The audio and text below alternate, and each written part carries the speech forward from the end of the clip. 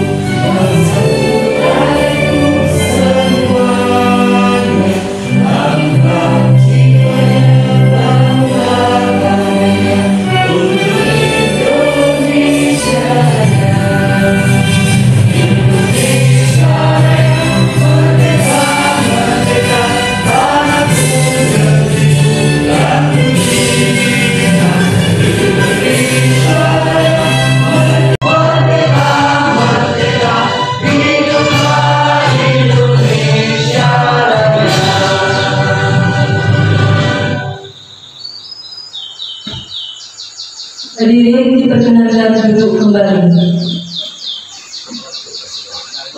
Acara selanjutnya sambutan. Sambutan yang akan disampaikan oleh Ibu Kepala Sekolah SD Negeri Karangsem 04. Kepada beliau disilakan.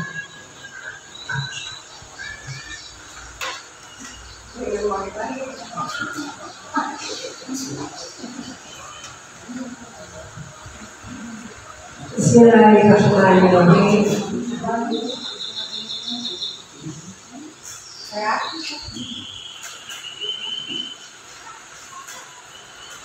Assalamualaikum warahmatullahi wabarakatuh. Waalaikumsalam warahmatullahi wabarakatuh. Kepada yang terhormat Ibu Penjasi selaku Komite SD Karangsem 04, yang saya hormati Bapak Ibu guru serta staf dan tenaga pendidikan SD Karangsem 04. Tidak lupa pada Bapak Nino selaku CPP. Pertama-tama puji syukur dari Allah Subhanahu wa Ta'ala yang telah memberikan suatu rahmat dan hidayah kepada kita semua, sehingga pada hari ini kita bisa berkumpul di ruang kelas 6 dalam rangka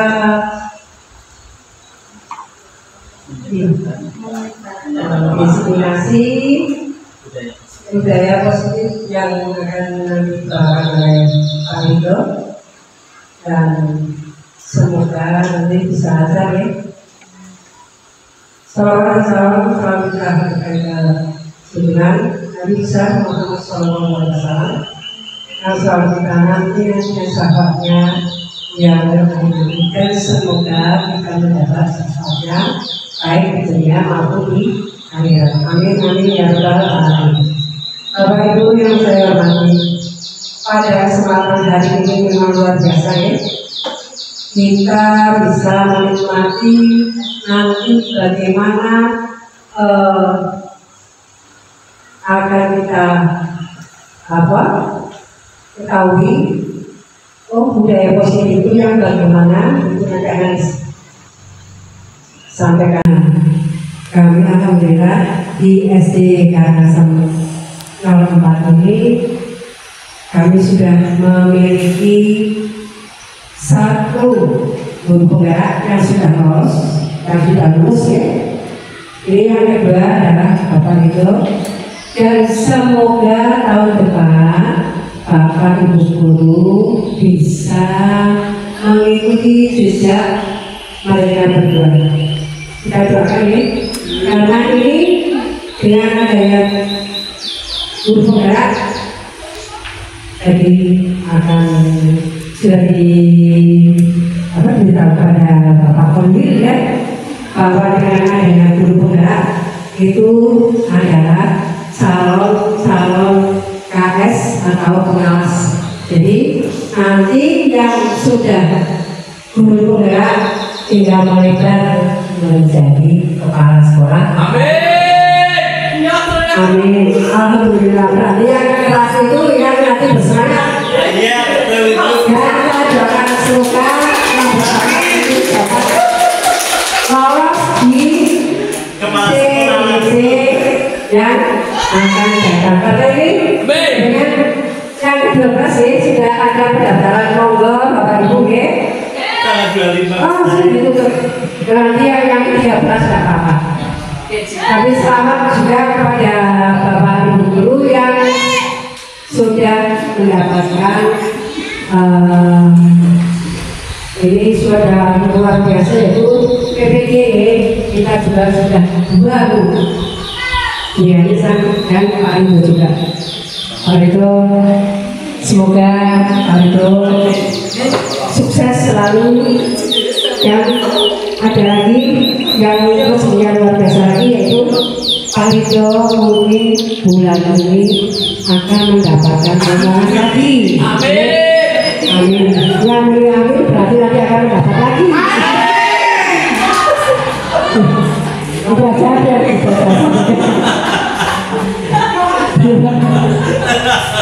kurang lebih. Oh, benar. Pengalaman berbiak ya. Assalamualaikum warahmatullahi wabarakatuh.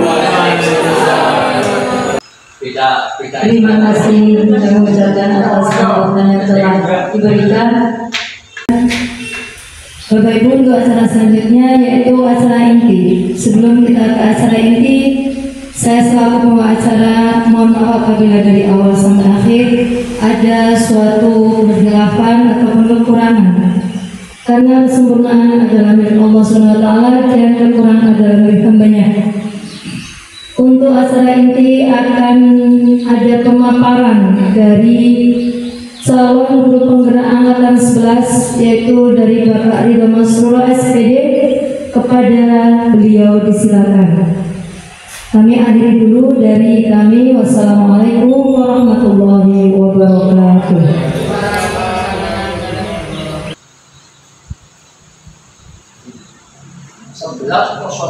Terima kasih Bapak Ibu sebelumnya telah didiseminasi saya. Assalamualaikum warahmatullahi wabarakatuh. Sebelumnya saya bersyukur kepada Allah bahwasanya karena Allah Ta'ala lah yang membawa saya sampai ke titik ini, dan sekiranya saya bisa dalam keadaan sehat dalam mengikuti pendidikan guru penggerak ini. Alhamdulillah, saya adalah Ridho Masrur, saya calon guru penggerak angkatan 11 dari Kabupaten Batang, Provinsi Jawa Tengah. Di mana hari ini saya akan menyebarkan dan pemahaman dan penerapan pengalaman budaya positif modul 1.4 yang yang diterapkan di sekolah kita. Ya, alhamdulillah saya langsung aja ya Bu. Yang pertama kali kita sudah dari tadi menunggu ada beberapa kendala yang alhamdulillah kita atasi. Baik, kali ini kita ice breathing terlebih dahulu. Ya, ice breathingnya adalah kita bergoyang-goyang biar kita semangat. Ya, coba ya. Ini ada lagu yang aku bukan dokter cinta, gitu ya. Nah, bisa dicoba terlebih dahulu.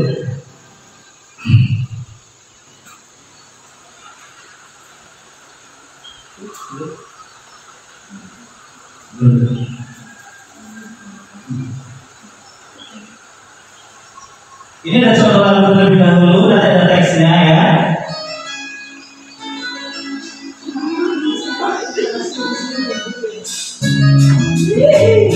Ya semua, boleh apa besar? Ini kalau kita lagi ya. Ya, lagu ini saya bukan dari profil Pancasila. Ya, cuma ini awalnya kayak gini.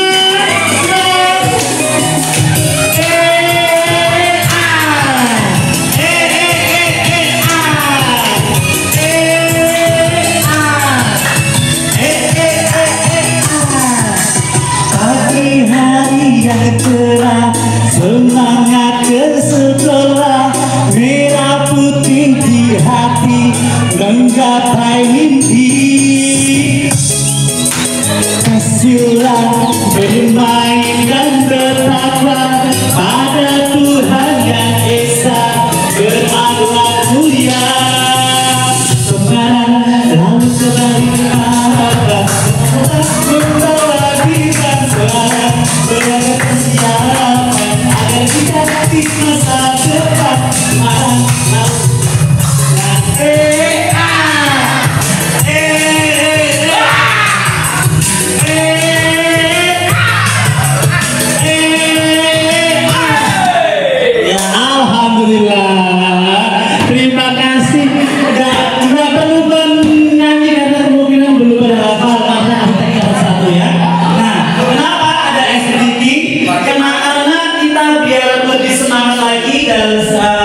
ini untuk mengadakan suatu materi. Oke, baik. Di sini saya Bapak Ibu, saya memiliki pertanyaan pemantik di mana menurut Anda setuju atau tidak setuju? Yang nomor 1, hukuman dapat mendisiplinkan anak. Setuju atau tidak? Tidak boleh. Ada tidak setuju? Mungkin? Setuju tidak semua tadi. Oke, terima kasih. Tidak ya berarti ya. Yang kedua, pemberian hukuman dengan hal positif seperti membaca atau membersihkan halaman sekolah dapat mendisiplinkan anak. Apakah ini merupakan hukuman atau konsekuensi? Kalau hukuman setuju tidak ini? Tidak setuju. Tidak setuju. Iya. Memberikan penghargaan dapat meningkatkan motivasi belajar anak. Apakah Anda setuju atau tidak? Setuju. Oke, baik. Untuk kita agar tahu, mari kita bersama-sama agar bahwa hal pertanyaan-pertanyaan itu setuju atau tidaknya itu benar adanya. Baik, untuk konsep ilmu budaya positif kali ini ada perubahan paradigma belajar. Yang kedua ada disiplin positif, nilai-nilai kebajikan, kebutuhan dasar manusia, motivasi perilaku, posisi kontrol, keyakinan kelas dan segitiga restitusi. Ini nanti yang paling kita harus yang baik ini. Restitusi, segitiga restitusi, di mana kita akan menangani anak-anak yang bermasalah. Iya, oke, baik. Selanjutnya, nah, di sini yang pertama adalah saya akan memaparkan tentang perubahan paradigma belajar. Perubahan paradigma pembelajaran terjadi dari paradigma berfokus pada guru menjadi pembelajaran berfokus pada murid.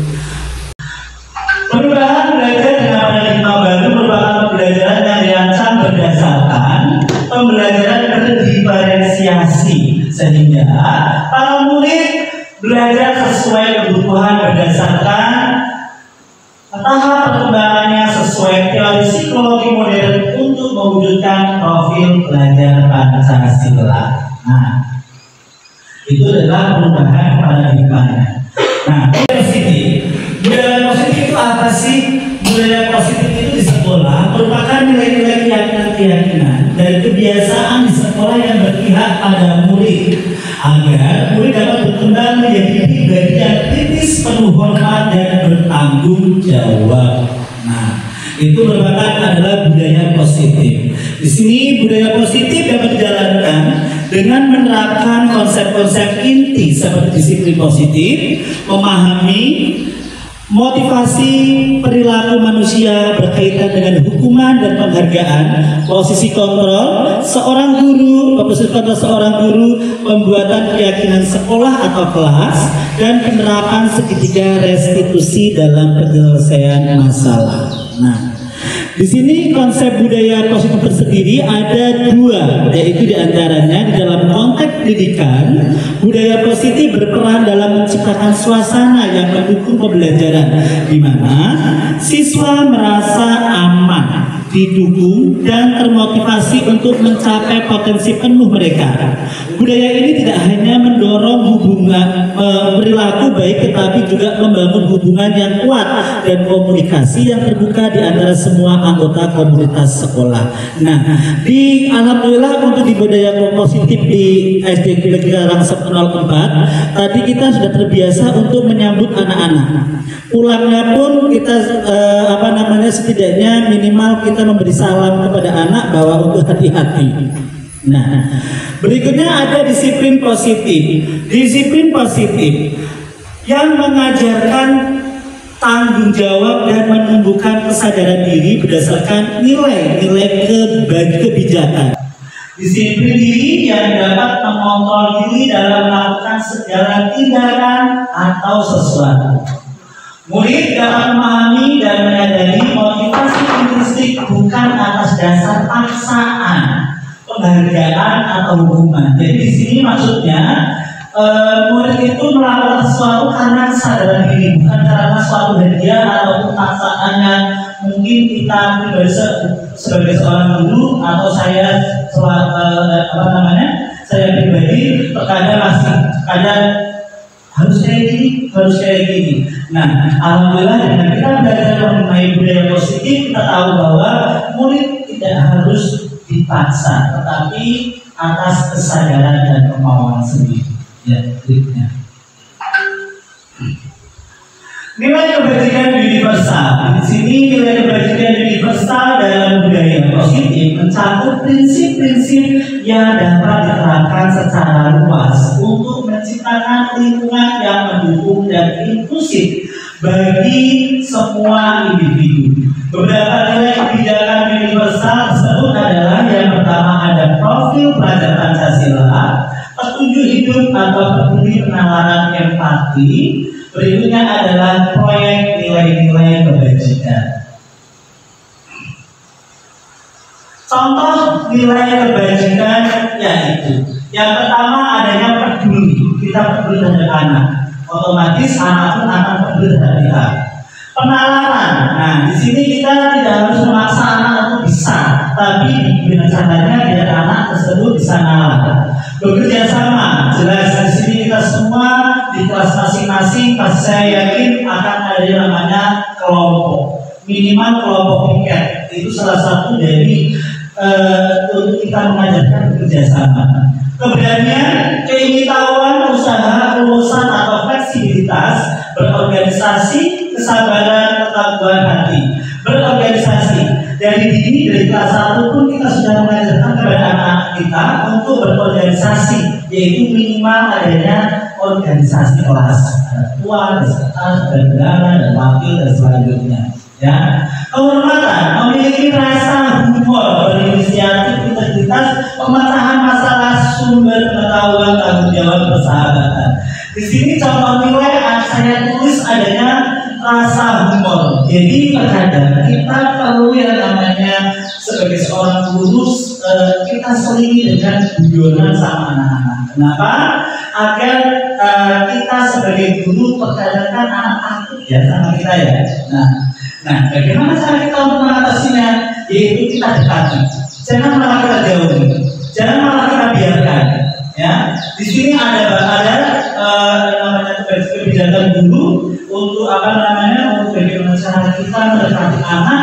Nah, jika anak itu takut sama kita, semakin kita harus mendekatinya, semakin kita harus mengetahui perasaannya, semakin kita harus merangkulnya agar satu, anak tersebut tidak takut. Nah, di sini saya pribadi adalah contoh momok yang mungkin orang tua banyak mendoktrin anak-anak, awas di kelas Pak Ido kayak gini berkata. Nah, dari situlah saya berusaha untuk belajar image saya yang mungkin bisa dibilang terlalu galak atau gimana bentuknya itu. Saya ingin mengubahnya dengan cara bagaimana? Dengan cara saya mendekati anaknya terlebih dahulu. Yang kedua, saya mendalami orang tuanya. Ya, dengan cara mendalami orang tuanya, saya yakin apapun yang kita lakukan terhadap anak tidak ada komplain. Itu, insya Allah seperti itu. Lanjut.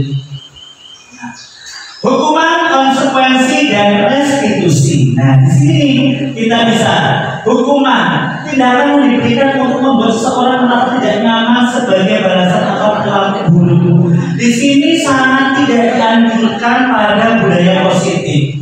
Kenapa? Karena anak tidak berhukum. Kita menggunakan bahasa yang positif. Jangan kayak gitu, nanti kamu nggak bisa. Kita ubah. Kalau kamu tidak mengerjakan, nanti kamu tidak bisa jadinya. Nah, itu antara kalimat yang tidak positif dengan kalimat yang positif. Ya, kita mengubahnya aja kalimat. Yang tadinya jangan, yang tadinya tidak, jangan ada kata itu. Ya, usahakan untuk memberikan pelayanan kepada anak itu pada dasarnya sesuai dengan filosofi Haji Wantoro bahwa kita itu harus menghamba pada anak. Bukan berarti kita harus tunduk sama anak, melainkan bagaimana cara kita memberikan pendidikan terhadap anak-anak ini agar anak-anak ini bisa merasa hormat kepada kita. Nah, berikutnya ada konsekuensi. Nah, di sini alangkah baiknya kalau kita mengadakan sesuatu untuk anak adalah konsekuensi. Malah lebih dianjurkan sebenarnya. Ya, hasil logis atau alami dari tindakan seseorang tanpa niat untuk menyakiti. Kenapa? Karena dengan adanya konsekuensi, si anak tidak akan merasa takut, tapi si anak ini malah merasa kalau dia itu memang memiliki kesalahan. Oh iya, sudah ada ketentuan kelas, sudah ada keyakinan kelas di kelas, tapi saya masih melanggar. Konsekuensinya apa? Konsekuensinya aku harus sholat Tuhan itu, aku harus membaca dari perpustakaan. Itu adalah konsekuensi, tidak hukuman. Dalam sekolah, kenapa? Bonusnya udah di situ nggak usah masuk sekali, tidak apa-apa. Nah, itu sekarang kita tolong kepada Bapak Ibu semua. Saya yakin untuk Bapak Ibu yang di sini hebat semua. Untuk hal yang seperti itu sekarang ditiadakan. Tapi kita ganti dengan menggunakan kalimat-kalimat yang positif. Yang kedua, ketiga adalah restitusi, upaya untuk memperbaiki kesalahan dengan mengembalikan atau memperbaiki kerugian yang disebabkan. Dalam restitusi ini tidak saja untuk melindungi yang korban, melainkan juga si pelaku pun akan terlindungi oleh kita di sini di bagian restitusi. Nah, setelah ada beberapa itu, maka terlebih dahulu alangkah baiknya kita membuat keyakinan kelas terlebih dahulu. Saya yakin Bapak Ibu guru hebat di sini sudah membuat keyakinan kelas, ya. Nah, keyakinan kelas itu apa sih sebenarnya? Nah, di sini aturan atau prinsip yang disepakati bersama oleh guru dan siswa untuk menciptakan lingkungan belajar yang positif dan aman. Keyakinan ini berfungsi sebagai panduan perilaku, menekankan nilai-nilai seperti saling menghormati, tanggung jawab, dan kerjasama. Dengan adanya keyakinan kelas, semua pihak terlibat dalam membangun budaya kelas yang mendukung pembelajaran dan perkembangan karakter. Biasanya, keyakinan kelas ini dilakukan itu adalah di kelas masing-masing terlebih dahulu. Jika kelas kita semua sudah memiliki keyakinan kelas, saya yakin aturan atau keyakinan itu sebutkan kalau bahasa dulu aturan. Ya, kalau saya untuk menyimpulkan aturan sebenarnya. Keyakinan kelas ada semua, otomatis keyakinan sekolah pun akan muncul. Nah, di sini ada langkah keyakinan kelas. Pertamanya bagaimana kita membuat keyakinan kelas. Keyakinan kelas itu tidak serta-merta kita yang membuat kita harus ini tidak. Melainkan alangkah baiknya kita berikan positif kepada anak-anak atau kertas lembaga kepada anak-anak. Nanti anak-anak ini untuk keyakinan kelas ini kita mau bagaimana? Biar mereka semua yang menentukan. Kalaupun tidak ada, kita bisa memberi curhat atau saling kita sebagai guru bertanya kepada anak-anak, sebetulnya kamu pengennya gimana setelah sekolah itu, gimana ini langkah yang sebaiknya kita lakukan itu bagaimana? Nah, kita bertanya kepada anak, curhat pendapat di sini.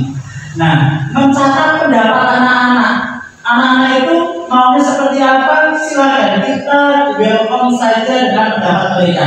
Apapun, kalau sama gimana Pak, tidak apa-apa. Kalau saya pribadi sama pun tidak apa-apa. Silakan tulis semua apa yang kalian inginkan.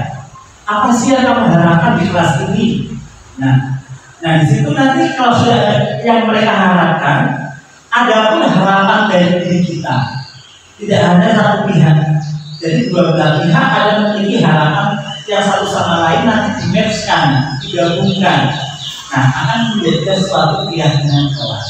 Ada susunan menjadi kalimat positif. Nah, seperti yang saya bilang di sini, usahakan untuk keyakinan kelas menggunakan bahasa-bahasa positif atau kalimat-kalimat positif.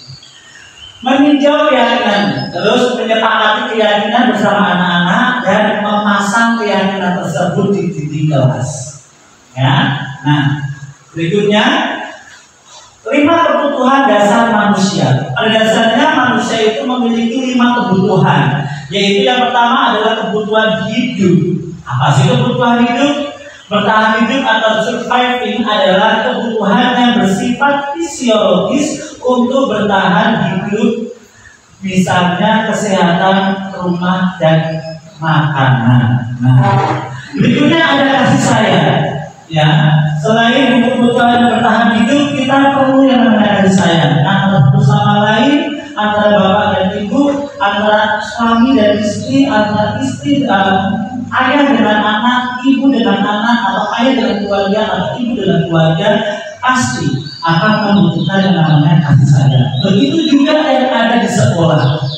Insya Allah saya yakin dengan adanya 12 guru yang ada di SD Nasional 4, saya yakin bapak ibu semua memiliki kasih sayang di semua, baik terhadap saya atau sama lain. Penguasaan yang ketiga dianggap berharga, bisa membuat perbedaan, bisa membuat pencapaian kompeten diakui, dihormati. Nah, di sini anak pun membutuhkan namanya penguasaan, membutuhkan dia butuh diakui kalau dia itu bisa, meskipun si anak itu dalam keadaan tidak bisa sama sekali. Sesuai filosofi yang ada lagi bahwasanya bahwa anak itu adalah unik, memiliki bakat sendiri-sendiri. Tidak dalam akademik, pasti di non akademik ada, itu pasti. Ya. Keempat adanya kebebasan. Anak-anak selalu membutuhkan akan kemandirian, otonomi, memiliki pilihan dan mampu mengendalikan arah hidup seseorang. Nah, anak ini juga pasti lebih anak-anak juga butuh kebebasan. Mereka bebas untuk memilih, saya sukanya kayak gini kok Pak. Ya udah, dilakukan, tapi ada manfaatnya tidak. Jadi kita sebagai guru pun alangkah baiknya mendukung. Seperti halnya kemarin saya juga kaget bahwasanya ada anak-anak kelas 6 sama kelas 5 ternyata mengikuti lomba basket tingkat kabupaten gitu. Itu kayak kopda di gedung Adiawa, itu ternyata mereka semua melakukan ikut les basket sendiri. Dan hari ini mereka bertanding. Untuk hasilnya saya selalu bilang, kalian sudah juara Bapak. Nah, kenapa saya beri kebebasan untuk mereka memilih semuanya? Nah, kelima, adanya kesenangan, kebutuhan untuk mencari kesenangan, bermain dan tertawa. Bayangkan hidup tanpa kenikmatan apapun betapa menyedihkan. Nah, seperti halnya kayak anak-anak kita, ya, kalau istirahat coba kita lihat. Nggak mungkin saya pribadi pun kadang atau banyak lagi gitu kan, tapi anak-anak tetap lagi karena itulah kesenangannya. Boleh kita memberikan suatu ujangan, nasihat, tapi tidak sepenuhnya kita itu mendikte gitu, arahnya ke situ aja. Nah, apa yang terjadi? Seluruh tindakan manusia memiliki tujuan tertentu. Semua yang kita lakukan adalah usaha terbaik kita untuk mendapatkan apa yang kita inginkan. Nah, ketika seorang melakukan suatu perbuatan yang bertentangan dengan nilai-nilai kebajikan, hal itu sebenarnya dikarenakan mereka gagal memenuhi kebutuhan dasar mereka. Nah, ini poin ini. Kalau mereka gagal itu tidak bertentangan dengan nilai-nilai kebajikan yang sudah kita buat. Nah, ini berarti mereka gagal memenuhi kebutuhan dasar mereka. Nah, tujuan tanggung jawab kita apa? Mengembalikan nilai-nilai kebajikan kepada si anak. Bagaimana cara kita untuk memberikan masukan kepada anak-anak kita yang mungkin mereka bertentangan dengan nilai-nilai kebajikan, usahakan dengan menggunakan kalimat positif. Gitu. Berikutnya coba amati kasus dalam kelas atau sekolah kita. Nanti saya ada contohnya untuk kasusnya. Ya. Untuk berikutnya 5 posisi kontrol. Penghukum. Seorang penghukum bisa menggunakan hukuman fisik maupun verbal, biasanya bersifat menekan. Nah, padahal yang namanya penghukum antara hukuman fisik dengan hukuman verbal itu lebih menyakitkan hukuman verbal. Terkadang kita dengan tidak niat sih, ya kan? Kadang kita bagi guru kan kita lepas kendali mungkin ya. Saya pribadi kayak gitu. Tidak ada niatan untuk menghardik atau menggetak, ya kan? Kamu gimana sih? Kok nggak bisa? Kita manusiawi, saya akui. Ya saya juga ada kayak gitu. Itu apa namanya? Nah, ini lebih menyakitkan daripada kita menghukum secara fisik di sini. Nah, di sini. Maka dari itu terkadang anak-anak itu banyak traumanya dengan menggunakan verbal daripada fisik. Anak kalau sebenarnya Pak Eko nyuruh anak nggak pakai sepatu, sepatunya diambil terus disuruh nyeker ya bahasa sini ya, itu malah tidak menyakitkan. Tapi kalau ada omongannya atau piye, itu akan terbawa sampai dia tua. Kalau itu kayak gitu, nah itu ya terbawa. Nah, maka dari itu mulai dari sekarang saya sangat berterima kasih sekali oleh pemerintah. Saya diberi kesempatan untuk bisa masuk ke pendidikan di Penggerak ini. Ternyata yang lalu banyak yang terlibat dalam diri saya. Nah, dari situ saya bisa belajar.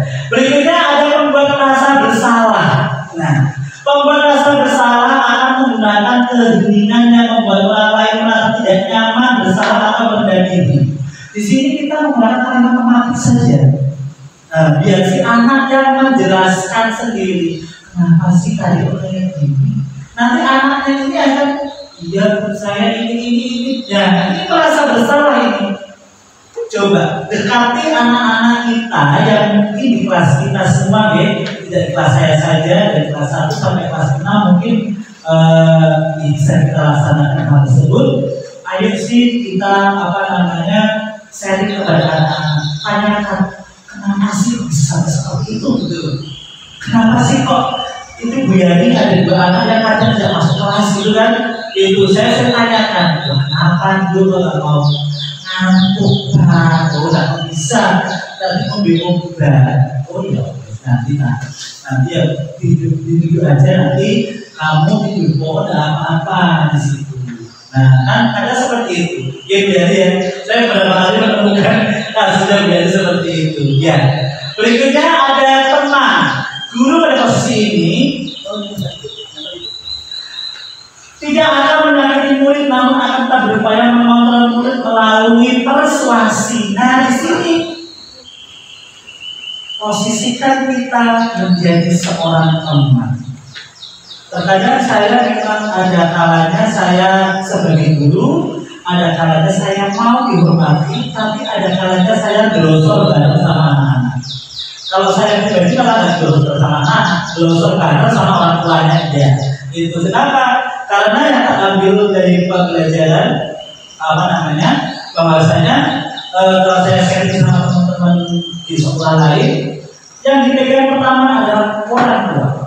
Orang tua kena, murid insya Allah akan bisa mengikuti kita. Kenapa? Karena kita dibantu sama orang tua dalam ngandani anak itu. Kalau sama-sama kita hanya memposisikan diri sebagai guru terus, yang ada anak-anak takut sama kita, anak-anak gak berani sama kita. Yang ada adanya cap label kita kurang baik terhadap anak.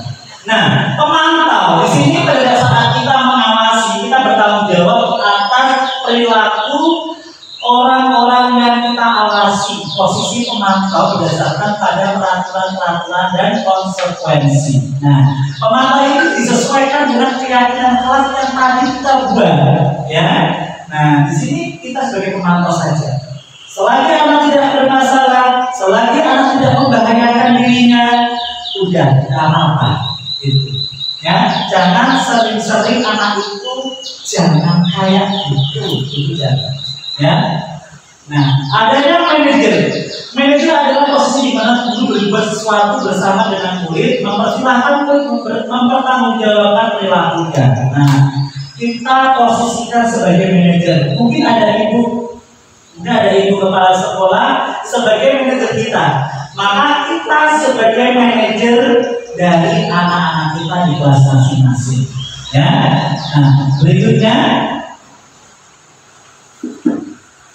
contoh 5 posisi kontrol. Nah, penghukum patuhi aturan saya, kalau tidak awas kamu. Ini contoh saja, ya. Membuat rasa bersalah. Gimana coba kalau orang tua kamu tahu kamu berbuat begini? Nah, kan anak itu pasti nanti orang tua saya marah, ya kan? Gitu kan? Nah, teman. Ya sudah, kali ini tidak apa-apa. Nanti ibu baru bereskan ya. Nah, ya udah kalau kali ini kamu nggak mau masuk kelas, tidak apa-apa wis, tapi di sana ya sambil dengerin dulu yang ada di dalam. Nah, itu mungkin seperti itu. Itu adalah bahasa kita bahwa kita sebagai teman murid kita. Pemantau sanksi atau konsekuensi apa? Di sini kita ngomong aja karena kita sudah memiliki keyakinan kelas masing-masing, ya. Manajer, apa rencana kamu untuk memperbaiki hal ini? Setelah kita wawancarai, kita ajak ngobrol bareng-bareng, di akhir kalimat mungkin bisa ngomong apa sih rencananya kalau sudah kayak gini? Saya mau minta maaf sama teman seumpama, saya mau minta maaf sama ibu seumpama, seperti itu. Nah, bagaimana menghadapi pelanggaran atau keyakinan? Nah, di sini kita bagaimana sih kalau menghadapi pelanggaran keyakinan? Bagaimana sih ada murid yang melakukan kesalahan atau melanggar kesepakatan yang sudah dibuat? Apakah Bapak Ibu masih ingat materi teori motivasi? Nah, di sini motivasi saja. Nah, sebuah pendekatan untuk menciptakan disiplin positif. Di sini kita kalau memang bilang membicarakan tentang budaya positif selalu akan dikaitkan dengan yang namanya restitusi, bukan restitusi. Ya. Kalau restitusi itu tugas keempat. Adalah proses menciptakan kondisi bagi murid untuk memperbaiki kesalahan mereka sehingga mereka bisa kembali pada kelompok mereka dengan karakter yang lebih kuat. Ini katanya Pak dosen tahun 2004. Beliau adalah penemu istilah restitusi. Restitusi membantu murid menjadi lebih memiliki tujuan disiplin positif, berbuat salah. Nah, dan memulihkan dirinya setelah berbuat salah. Nah, di sini penelitian restitusi yang saya dapat dari buku dari pembelajaran saya di CGP, adanya sebuah cara menanam disiplin positif pada murid. Restitusi adalah proses menciptakan kondisi bagi murid untuk memperbaiki kesalahan mereka sehingga mereka bisa kembali pada kelompok mereka dengan karakter yang lebih kuat. Restitusi adalah proses kolaboratif yang mengajarkan murid untuk mencari solusi untuk masalah dan membantu murid berpikir tentang orang seperti apa yang mereka inginkan dan bagaimana mereka harus memperlakukan orang lain. Charles Gosen, saya sendiri belum kenal ini, ya, tahun 1996 kemudian menemukan. Nah, bentuknya seperti ini. Kalau di dalam modul 1.3 1.4 ya, segitiga restitusi bentuknya adalah segitiga seperti ini adalah menstabilkan identitas, validasi tindakan yang salah, dan yang ketiga menanyakan keyakinan. Nah, apa sih restitusi itu? Suatu proses dialog yang dijalankan oleh guru agar dapat menghasilkan murid yang mandiri dan bertanggung jawab. Nah, itu merupakan, nah di sini tahapan-tahapannya. Tahapan menstabilkan identitas. Nah, berbuat salah itu wajar. Tidak ada manusia yang sempurna. Ini kalimat-kalimat yang mungkin kita sampaikan kepada murid. Bapak Ibu juga pernah melakukan itu. Bapak Ibu tidak mau mencari siapa yang salah, tapi Bapak Ibu ingin mencari solusi dari permasalahan ini bagaimana. Kamu berhak merasa begitu. Nah, ini untuk validasi tindakan yang salah. Nah, kamu pasti punya alasan kenapa kamu melakukan, ya.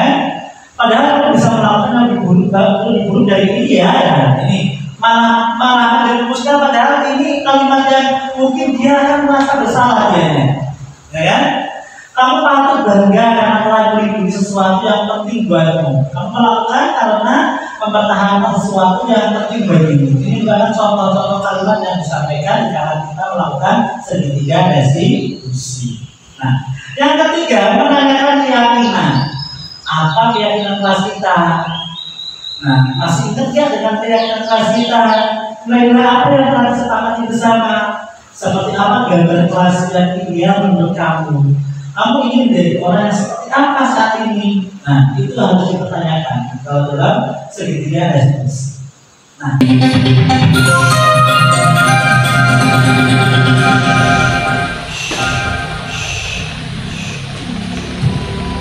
contohnya ya Bu. Nah, siapa itu?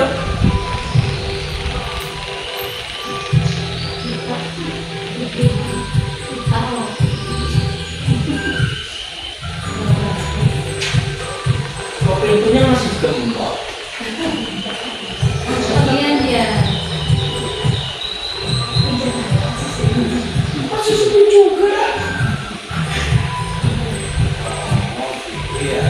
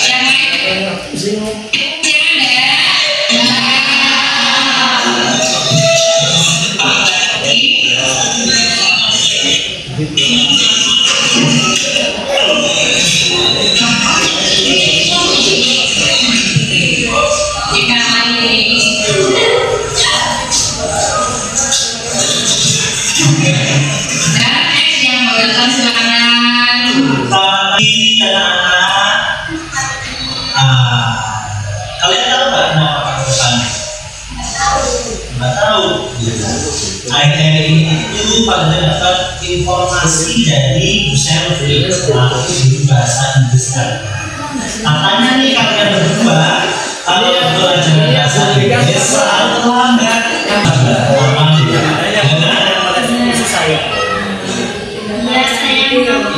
Tidak lanjutnya dari admin dari wilayah.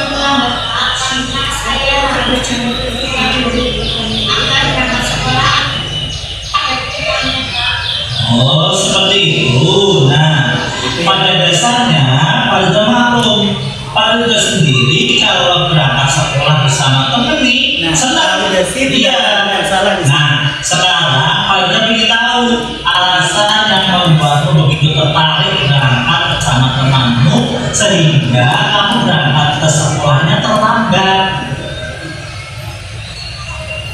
Tidak tahu, saya merasa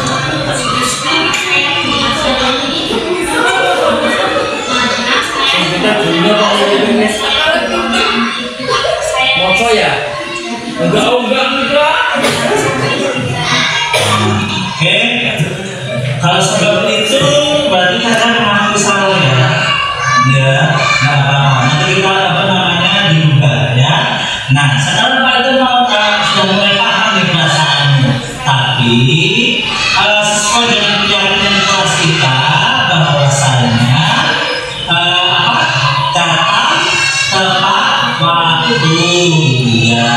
Nah, tapi perlu kamu ingat juga selama sekolah dan tidak fokus selama pelajaran itu sangat merugikan diri kalian karena dengan tidak memperhatikan pelajaran itu mengakibatkan prestasimu menurun, ya kan? Nah, sekarang jangan ragu minta bantuan sama orang tuamu.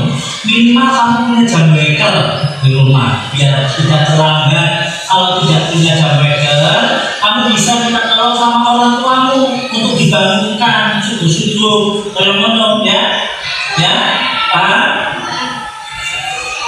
Saya tidak akan sekolah kita dan saya akan lebih pagi lagi serta saya tidak akan mencoba lebih fokus selama pelajaran. Baik, seperti itu. Sekarang kalian boleh kembali ke sekolah, kelas maksudnya.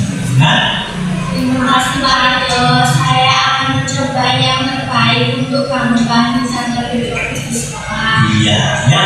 Nah, dari kelas masing-masing. Ya, berikut itu adalah contoh di mana bahwasanya ada saya yang di saat ada pembelajaran bahasa Inggris yang diambil oleh Ibu Selvia di Ambilan SPD, mereka terlambat dan sering sekali.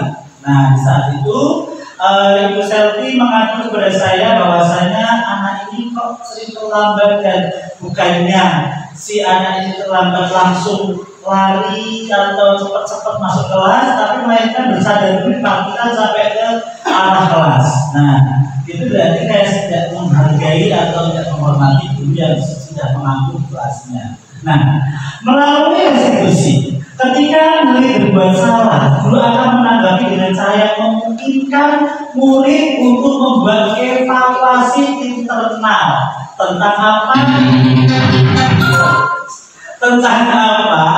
yang dapat mereka lakukan untuk memperbaiki kesalahan mereka dan mendapatkan kembali harga dirinya. Restitusi menguntungkan korban, tetapi juga menguntungkan orang yang telah berbuat salah. Nah, di sini ini sesuai dengan prinsip dari teori kontrol William Glasser tentang solusi menang-menang. Ada peluang luar biasa bagi murid untuk bertumbuh ketika mereka melakukan kesalahan.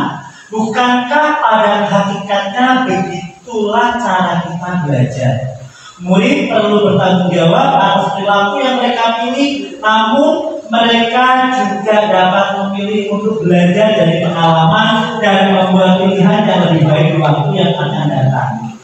Ketika guru memecahkan masalah perilaku mereka, nah, dengan demikian salah satu tanggung jawab seorang guru adalah bagaimana menciptakan suatu lingkungan positif yang terdiri dari warga sekolah yang saling mendukung. Nah, di sini poinnya, warga sekolah saling mendukung. Antara saya dengan ibu guru Selvi selaku guru bahasa Inggris saling berkolaborasi. Antara saya dengan guru agama Bu Misraelatul Hikmah SPDI juga saya usahakan untuk berkolaborasi. Minimal menanyakan, kalau di kelasnya dengan gimana sih Bu? Di Pak PJOK dalam batas hari Kusumo pun saya insya Allah selalu mengintip walaupun lewat jendela kepala kantor apa sih yang dilakukan anak-anak. Nah itu nanti sekiranya kok ada sesuatu yang ingin saya tanyakan, saya selalu bertanya sama Pak Jas gitu, ya.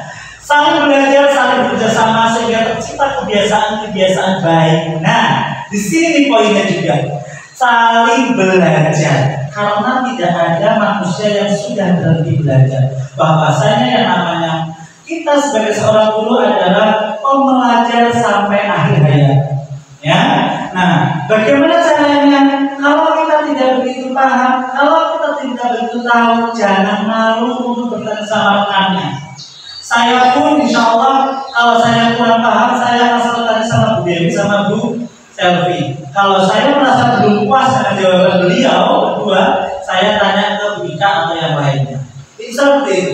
Insya Allah kita usahakan untuk kita ayo cari bareng-bareng. Apa sih yang kita dapatkan? Apa sih yang kita kita mendapatkan permasalahan apa sih di kelas? Ayo.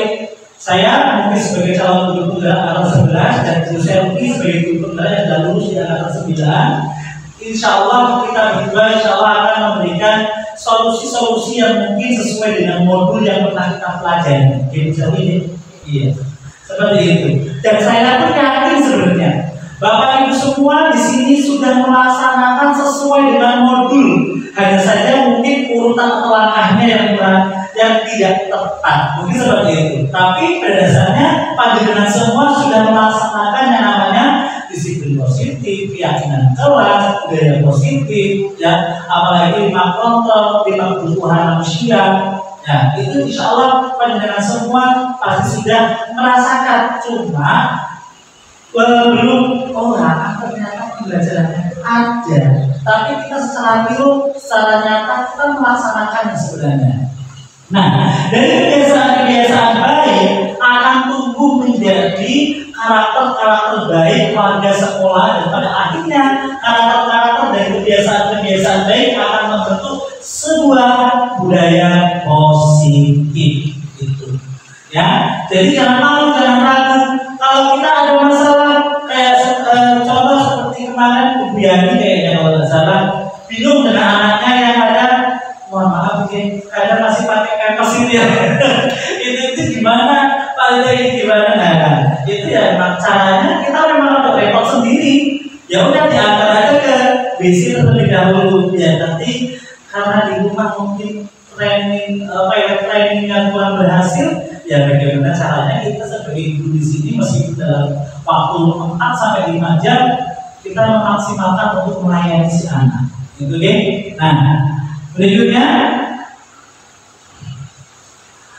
penutup. Dalam penerapan program disiplin positif, hendaknya guru memiliki standar kepribadian profesional dan sosial yang baik, di mana guru mampu merefleksikan dirinya dalam posisi kontrol saat ini. Bagaimana kesadaran dirinya sebagai ampong atau manajer yang menuntut murid-muridnya menjadi insan mandiri, mereka dan bertanggung jawab. Nah, di sini penutupnya. Ya, berikutnya terima kasih. Salam bahagia dari saya, Ridho Masuro, calon guru penggerak angkatan 11. Terima kasih. Wassalamualaikum warahmatullahi wabarakatuh.